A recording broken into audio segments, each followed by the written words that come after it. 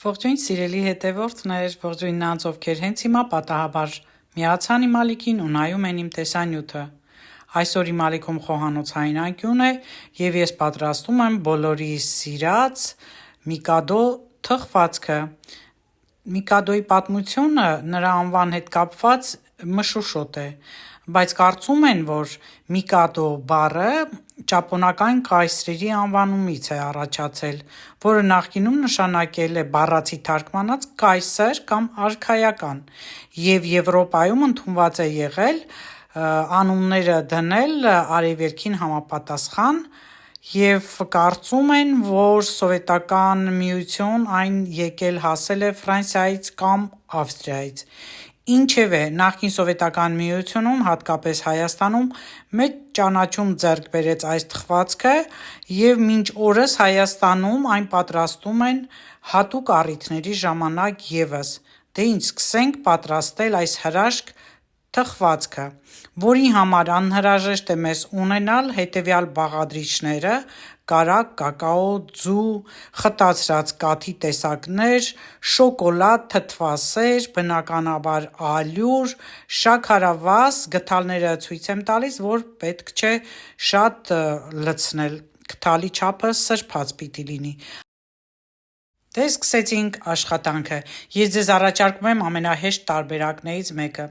Նախօրոք 2 թեյի գդալ սոդան լցնում ենք թթվասերի մեջ, խառնում ենք եւ թողնում ենք հանգստանա մինչեւ 1 ժամ էլ։ Մինչ այդ կպատրաստեմ կրեմը, բայց հիշեցնեմ, որ կարելի է նաեւ լցնել մեծ ամանի մեջ, քանի որ թթվասերի ծավալը պիտի շատանա։ Մինչ թթվասերը կակտիվանա, այս ընթացքում սենյակային ջերմաստիճանում հալեցված, փափկեցված կարագը հարում ենք միքսերով։ Իդեպ բաղադրատոմսը կգրեմ բնութագրման բաժնում։ Դուք պատրաստեք նման տարբերակով կրեմը, ինչպես որ ես եմ ձեզ ներկայացնում, եւ կտեսնեք, թե ինչքան համեղ կրեմ է ստացվում։ Միկադոյի համար շատ կարևոր է կրեմի համեղությունը, քանի որ գաղտնիք չէ, որ Միկադոյի լիստերը ստացվում են չոր եւ անհրաժեշտ է, որ այն ներծծվի կրեմի մեջ, փափկի, որից հետո էլ արդեն համը լավ ստացվի։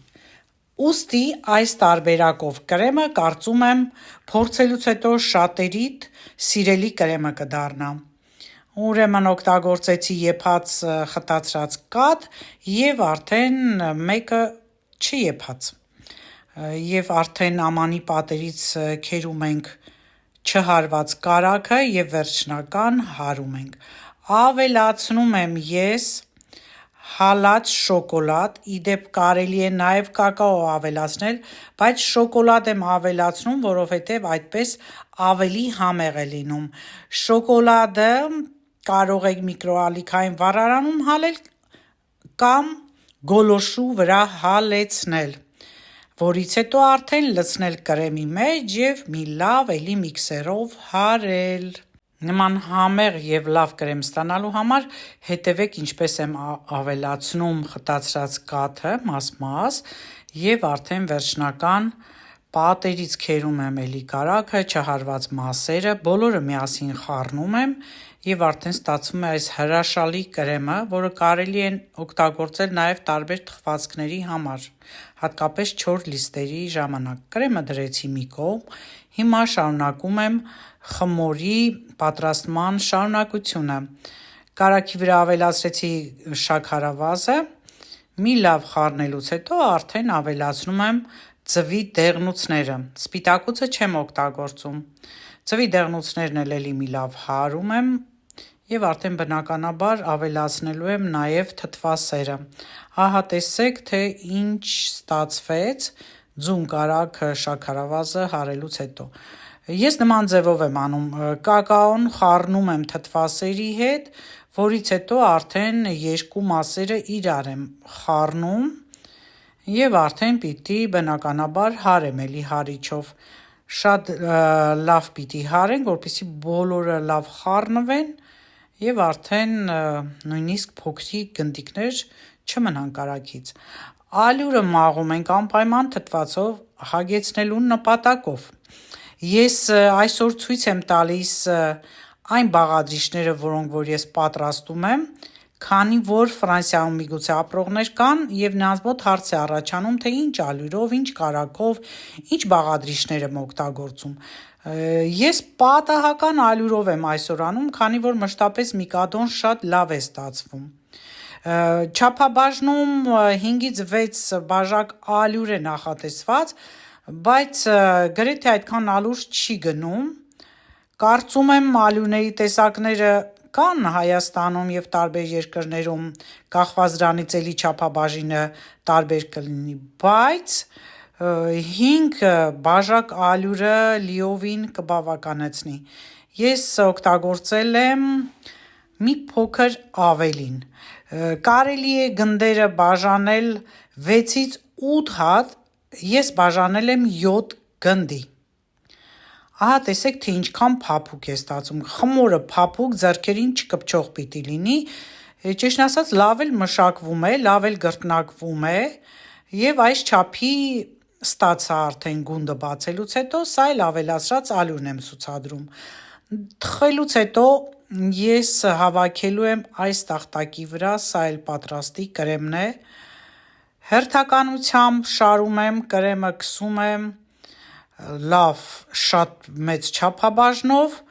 որպեսզի այսքանը կարողանա փափկեցնի այս 4 լիստերը։ 7 լիստ եմ ստացել